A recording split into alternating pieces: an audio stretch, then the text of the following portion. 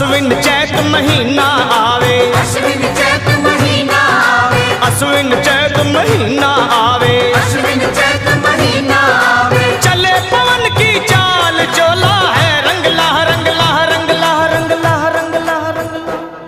मेरी माँ का चोला है रंगला, शेरवाली का चोला, है रंगला, मेरवाली का चोला है रंगला।